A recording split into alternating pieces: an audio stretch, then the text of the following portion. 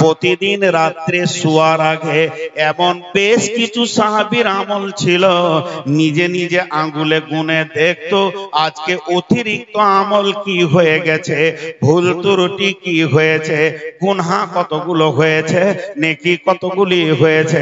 দেখা গেল 50টা গুনাহ আর 40টা নেকি। তওবা করে ইস্তেগফার করেছে। সকালে সূর্য উঠেছে তো চিন্তা করেছে আজকে নেকি করব 60টা আর গুনাহ করব না। তারপরও গুনাহ 40টা হয়ে গেল। আমি আছি এগিয়ে 20টা, পরের দিন দেখা গেল 30টা গুনাহ হয়ে গেল। তওবা করতে আছে, ছাড়তে আছে। এমন একটা দিন এসে গেল জীবদ্দশায় তারা জান্নাতি ঘোষণা পেয়ে গেল। এর জন্য একটা সূর্য সে নীরব থাকে, কিন্তু প্রতিটি মানুষকে দিনে দুবার ক্লাস করে চলে যায়। সূর্য একটা আমাদের গুরু, সূর্য একটা আমাদের শিক্ষক, সে আমাদের আপনার কি না মুআল্লিম। যখন সে উঠে বিশ্ববাসীকে বলে তোরা আমলের ময়দানে দরাদরি কর, আর যখন সে ডুবে সে বলে যায় তোর একটা দিন কবরের দিকে আগিয়ে গেল। এর জন্য আমার রব 2খানা সূরা কোরআনের ভিতরে দিয়েছে অ্যাঙ্গেল করে সারাশির মতো, প্রত্যেকটি গোলামকে জানিয়ে দিয়েছে। একটা সূরার নাম হলো ফজর আর একটা সূরার নাম হলো আসর। জি ভাই, এবার আমি আপনাদেরকে একটা মজার জিনিস দেখাই। এটা একটা কাগজ, এটা দুনিয়াবি কথা বলছি, যে তারপরে সূরার সঙ্গে এটা মিলিয়ে দিব। কাগজ। সকালে বেটাকে নিয়ে বসলাম, বেটা জি আব্বাজি আজকে তো অনেকগুলো কাজ আছে, তোর ছোট বোনটাকে দেখার জন্য মেহমানও আসবে, তা একটা কাজ কর, তুই মার্কেট চলে যা। বড়কে বলছে ফলটি লিবি মিষ্টিটি লিবি, একটা লিস্ট বানালো। মেজগোলটাকে বলছে তোর ফুপুকে নিয়ে আয়, তোর ফুপুকে গাড়ি নিয়ে চট করে নিয়ে আয়। আর ছোটটাকে বলছে আরে তোর দুলা ভাইকে ফোন করলি? ও তখন নিজে বলছে যে আমি মাছটা মাংসটা নিয়ে আসি।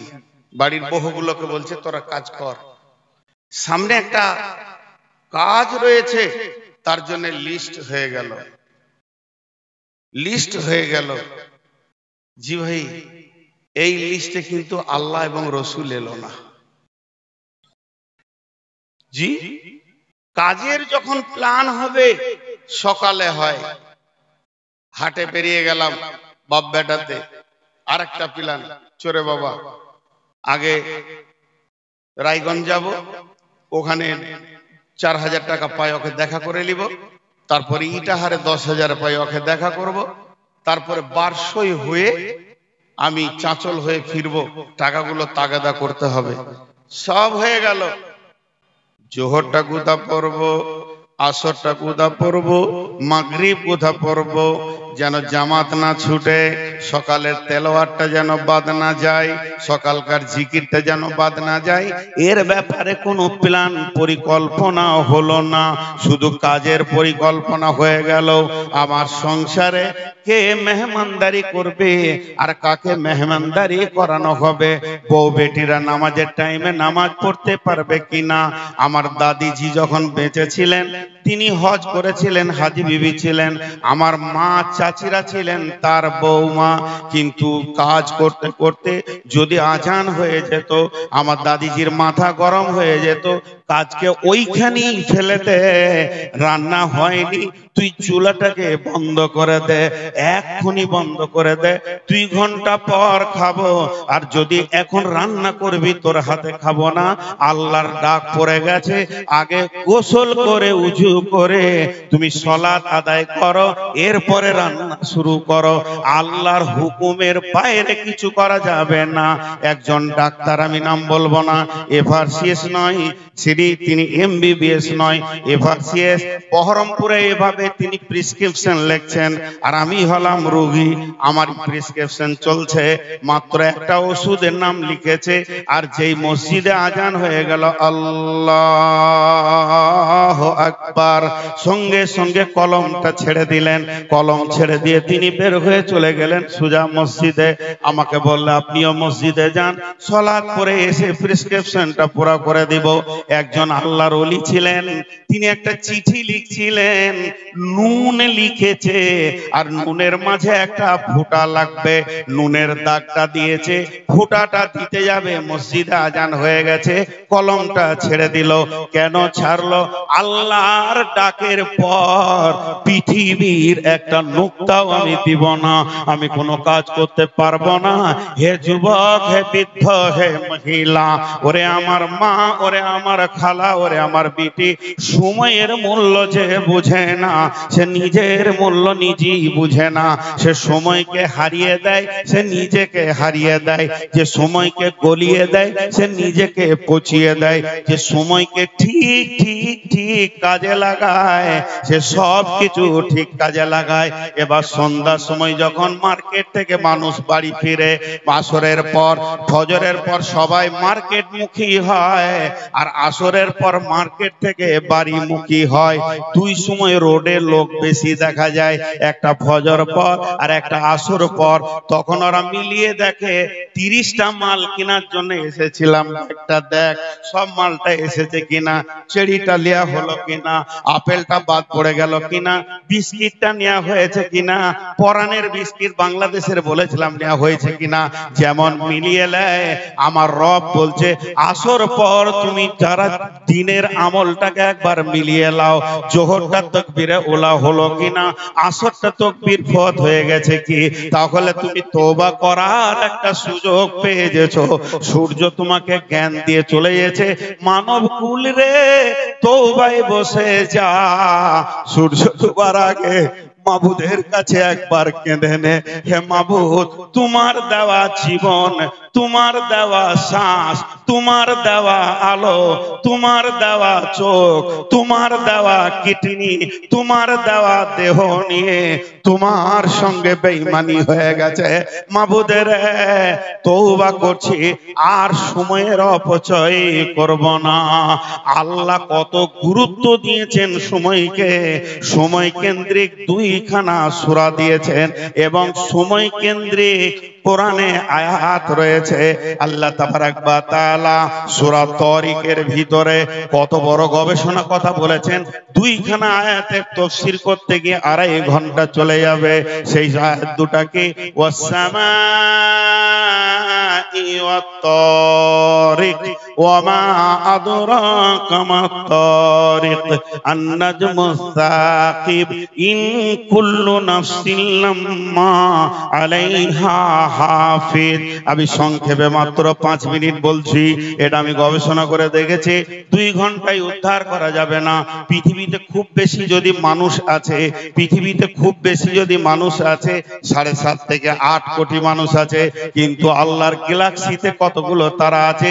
শুধু গ্যালাক্সির ভিতরে 15 থেকে 30 কোটি তারা রয়েছে। আল্লাহ তাবারাক ওয়া তাআলা তাদের ব্যাপারে বলছেন, আসমানে যে রাত্রিতে আসা যাওয়া করে তাকে তোমরা চিনো কি? তাকে বলল সেটা কি রাত্রি থেকে আসা যাওয়া করে? রাত্রিতে যায় আর আসে, সেগুলো হলো প্রজ্বলিত তারা। আল্লাহ তাবারাক ওয়া তাআলা বলছেন, কয়েকশো কোটি তারাকে, কয়েক হাজার বিলিয়ন কোটি তারাকে আমি ছেড়ে দিয়েছি। বিজ্ঞানীরা বলছেন এমন তারা রয়েছে আলোক বর্ষর দ্রুত গতিতে, পৃথিবীতে আলো এখন পৌঁছাইতে পারেনি, তারা চলে আসছে দ্রুত গতিতে। আর গ্যালাক্সির ভিতরে কয়েকটা ব্ল্যাক হোল পাওয়া গেছে, তার ব্ল্যাক হোলের বাংলা হচ্ছে গহ্বর, কালো অন্ধকার গর্ত। এই পৃথিবী থেকে 10 কোটি 15 কোটি 100 কোটি গুণ একটা তারা বড়। ওই রকম তারাগুলোকে কোটি কোটি সে কপ কপ করে গিলে ফেলছে। এত বড় সৌরজগৎ যিনি কন্ট্রোল করছেন সেই আমার রব বলছেন আমি সারা পৃথিবীর মালিক, যে যাওয়া আসা করে তাকে আমি কন্ট্রোল করি। সেটাকে জানো কয়েক হাজার বিলিয়ন কোটি নক্ষত্র প্রজ্বলিত, তাকে আমি কন্ট্রোল করি। এরপরে বলছেন ওয়াসসামাই ওয়াত তারিক ওমা আদরাকা মাত তারিক আন-নাজমুস সাকিব। এবার আল্লাহ বলছেন ইন কুল্লু নাফসিন লাম্মা আলাইহা হাফিজ, ইন কুল্লু নাফসিন লাম্মা আলাইহা হাফিজ। তোদের 700 কোটি 800 কোটি যে মানুষ আছিস, তোদেরকেও আমি কক্ষপথে ছেড়ে দিয়েছি, একই গতিশীলে তোরা চলছিস, কিন্তু জেনেলে কার কবর কখন আছে তোরা জানিস না, আমি আল্লাহ জানি তোর কক্ষপথটা কত দূর চলছে।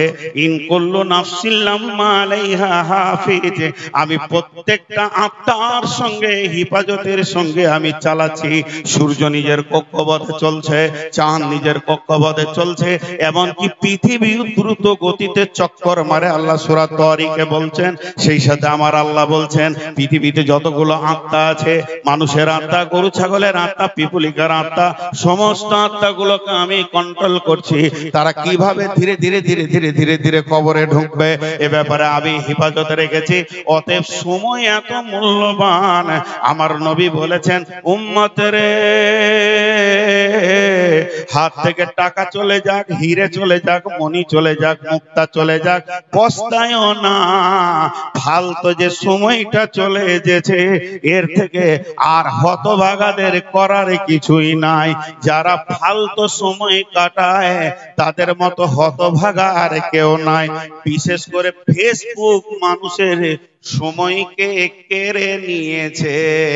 আমার পকেটে 10,000 টাকা ছিল, রাস্তায় এক গুন্ডা হাত ভরে কেড়ে নিয়েছে। যেমন আমি গরিব হয়ে গেলাম, নিঃস্ব হয়ে গেলাম, তেমনি সময়ের মূল্যটাকে হারিয়ে দিয়ে যুবকের যুবতীর কাছ থেকে ফেসবুক সময়কে কেড়ে নিয়েছে।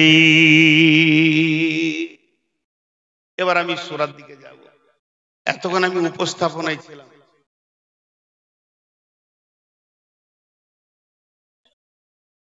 আল্লাহ কসম খেয়েছেন ফজরের। ফজরের অনেক মূল্য আপনাদেরকে বলেছি। ওয়াল ফাজরি ওয়ালায়ালিন আশরি ওয়ালায়ালিন আশরি, এবং 10 রাত্রির কসম। ফজরের কসমের পর 10টা রাত্রির কসম খেলেন আল্লাহ। সেই 10টা রাত কোন 10 রাত? বিভিন্ন মত আছে। কেউ বলেছে রমজানের শেষ 10 রাত, যেহেতু সের ভিতরে লাইলাতুল কাদার লুকিয়ে আছে। কেউ বলছে না, এই 10টি রাত হচ্ছে মুহররমের প্রথম 10 রাত, যেহেতু এর ভিতরে অনেক তথ্যবহুল জিনিস লুকিয়ে আছে। এই মাসে আপনার কিনা কিয়ামত হবে, এই মাসে পৃথিবী সৃষ্টি, আদম সৃষ্টি। এইভাবে কেউ বলেছেন ওয়ালায়ালিন আশরি, আশরি বলতে মুহররমের 10 রাত।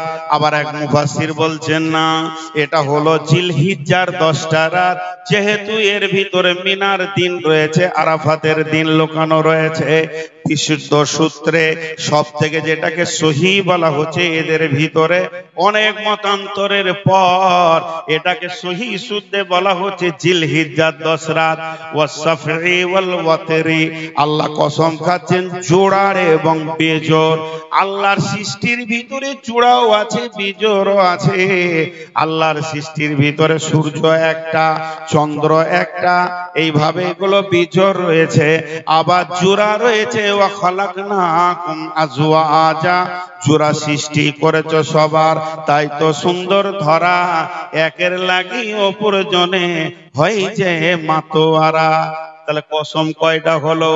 একটা ফজরের কসম হলো, একটা 10 রাত্রির কসম হলো, একটা জোড়ার কসম হলো, আর একটা বেজোরের কসম হলো। 4টা কসম খেলেন।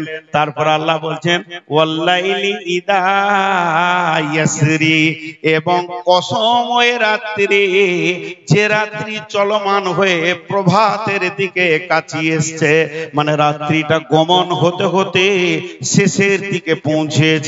5 নম্বর কসমটা আমার রব বলছেন ওয়াল্লাইলি ইদা ইয়াসরি।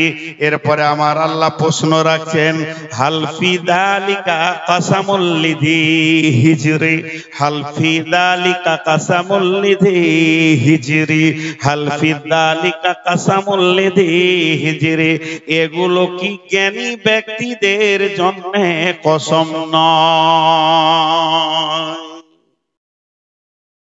আল্লাহ জ্ঞানী ব্যক্তিদের গায়ে হাত দিলেন। এই কসমগুলো কি জ্ঞানীদের জন্য নয়? এখানে যতগুলি লোক বসে আছেন, একটা কথা জিজ্ঞেস করব, সবাই কষ্ট করে একটু উত্তর দেবেন। সেটা কি? সেটা হচ্ছে পৃথিবীতে যত ব্রেকের নাম শুনেছেন, ব্রেক, সাইকেলের ব্রেক, মোটরসাইকেলের ব্রেক, মারুতির ব্রেক, ট্রেনের ব্রেক, প্লেনের ব্রেক, সব থেকে দামি ব্রেক কি? সব থেকে হার্ড ব্রেক কি? যুবকরা অ্যাপাচি চালাইছে, সব থেকে হার্ড ব্রেক কি? এতগুলো লোক চুপ আছে। যারা গাড়ি চালায় না ওরা চুপ আছে, ঠিক আছে, তো এরা কেন চুপ আছে? ডিশ ব্রেক বলেছে, মানে ডিশ যেটাতে লাগানো আছে। আমি ডিশ ব্রেক যে এত হার্ড জানতাম না, টিপে দিয়েছি, এমন দাঁড়িয়েছে মনে হচ্ছে উগুড় হয়ে পড়ে যাবে, সামলে নিয়েছি, আর চাপি না। Disc brake. তো সব থেকে হার্ড ব্রেক কি? Disc brake. প্লেনে আছে হাওয়া ব্রেক, ডিশও আছে, ওয়েল ব্রেক আছে, ব্রেক লিভার আছে, বহু রকম ব্রেক আছে। কিন্তু সব ব্রেক গুলো যদি এক জায়গায় জমা করে দেন, দামি ব্রেক কি হবে? বিবেক। বিবেক যদি কাজ না করে, ডিশ ব্রেকে কাজ করবে না। বিবেক যদি না কাজ করে, হাওয়া ব্রেক কাজ করবে না। পৃথিবীতে যত গাড়ি ব্রেক করে দাঁড় করানো হয়, আগে ড্রাইভারের ব্রেনে চেতনা আসে, তারপরে ব্রেক ব্যবহার হয়, ঠিক না ভুল? জোরে বলেন। যদি ওই ড্রাইভার মাতাল হয়, পাগল হয়, তার চেতনা যদি হারিয়ে যায়, তার দ্বারা ব্রেক করা সম্ভব হবে না। তাই আমার আল্লাহ বলছেন আমার আল্লাহ বলছেন হাল ফি যালিকা কাসামুল লিযি হিজর। হিজরি শব্দের অর্থ হলো চেতনা, জ্ঞানবান, বিবেকবান। আমি যে কসমগুলো খাচ্ছি বিবেকবানের জন্য খাচ্ছি, আমি যে কসমগুলো খাচ্ছি বিবেকবানের জন্য খাচ্ছি। বিবেকবানের জন্য কেন কসম খাচ্ছি? কথার কথা আমি একটা বলছি, ওই বস, এটা আপনাদেরকে আমি বলতে পারবো? ওই বস বলতে পারবো? আমি ধরেন কাউকে বলছি ওই বস, আপনার মনে রাগ হয়ে গেল, কেমন করে কথা বলছে রে, তখন আমি বলছি আপনাদেরকে বলিনি, ওই ছেলেটাকে বলছি, আপনার মনটা ক্লিয়ার হয়ে যাবে। আল্লাহ বলছে আমি যে এই দামি দামি কসম গুলো খেলাম, ওয়াল ফাজর ওয়ালা ইয়ালিন আস ওয়াসফি ওয়াল ওয়াতরি ওয়াল লাইলি ইদা ইয়াসরি। 5খানা আমি কসম খেলাম।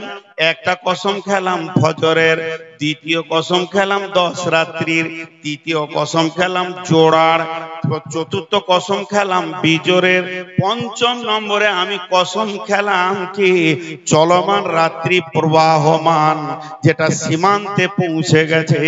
এতগুলো কসম কেন খেলাম? হাল ফি যালিকা কাসামুল লিযি হিজরি। আমি বিবেকবানদের বিবেকের চেতনার জন্য কসম খেলাম। তার মানে একটা লোক গুনাহ করেই যেছে, মদ খেয়েই যেছে, জুয়া খেলেই যেছে, মেয়েরা বেপরদা আছি তো আছে। আল্লাহ বলছে এদের বিবেকের চেতনা না থাকার কারণে এখনো নিজেকে গুনাহ থেকে ব্রেক করতে পারছে না। এদের বিবেকের চেতনা নাই, এদের বিবেকগুলো মরে গেছে। এদের বিবেক যদি থাকতো, আমি জ্ঞানী ব্যক্তিকে কসম এই জন্য দিলাম, আমি বলতে চাইছি ধরে নেন, আমি নূর মোহাম্মদ বলছি, হে জ্ঞানীর দলেরা এখনো ব্রেক করেন, আর গুনার দিকে যেতে হবে না। আপনাদের বিবেক কি বলছে না যে এখানে আমাকে ব্রেক করতে হবে? শুরুতেই যেমন আমি বললাম, হে বন্ধু তোমরা যারা মেলাতে ঘুরছো, তোমাদের বিবেকের চেতনা কি বলছে না তুমি কেন এসেছো?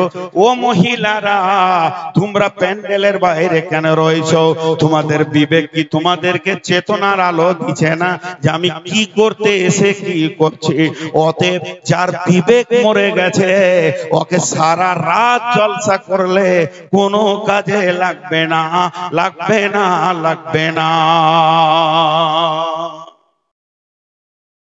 বিবেকের চেতনা মানুষকে ঘোরাবে। ব্রেকহীন হয়ে গেছো তোমরা, তোমাদের ব্রেক নাই। ব্রেক থাকলে এখন ব্রেক করে নিতে যে আর গুনাহ করব না, এবার তওবা করে নি। হাদিসের মধ্যে আছে যে রমজান যখন ঢুকে যায় তখন দুইজন ফেরেশতা এলান করে বিশ্ববাসীকে, হে